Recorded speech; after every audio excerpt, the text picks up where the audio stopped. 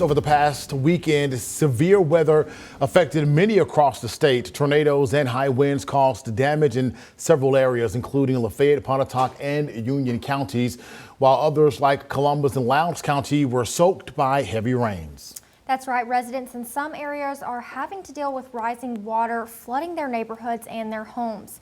First responders and volunteers have been working to help them. Our Anthony Jenkins Jr. spoke with residents and the emergency management team about the impact of those rising waters. He joins us live from one of the affected areas in Columbus.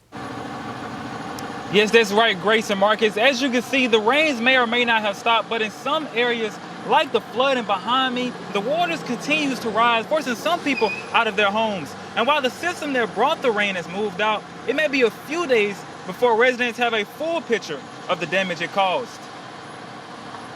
This weekend marked yet another round of severe weather in North Mississippi. The heavy rain and winds made their way into Columbus and Lowndes County, causing damage that was readily seen and some that won't show for a few more days. The National Weather Service reports up to 5 inches of rain that fell in the area. EMA Director Cindy Lawrence says Columbus and Lowndes County were faced with several weather-related challenges over the weekend. The first thing that I saw that happened with the severe weather was our 911 center went down.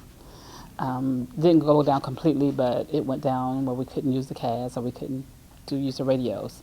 But thankfully to our first responders, they all sent representatives up here and they were able to continue the dispatching. So there was never a minute that anyone could not have called 911 and got assistance for emergencies.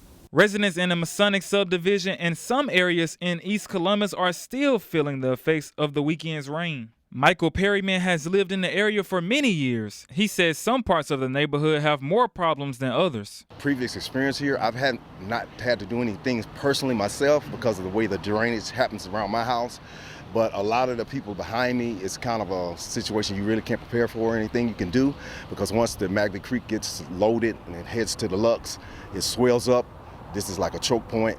It's going to hit this area and some of the lower areas down behind me. It's just kind of the way it is. Columbus Fire and Rescue says it only takes a few inches of water on the road to cause drivers to lose control of their vehicles. Lawrence says it is important to ensure a safe environment when severe weather is on the radar. You know, when you're looking around your home, you know, with trees, make sure you're looking at those. If there are trees close to your home, you probably need to go get those trees cut down because they could become debris and they could damage your home. So just ask people just always make a plan.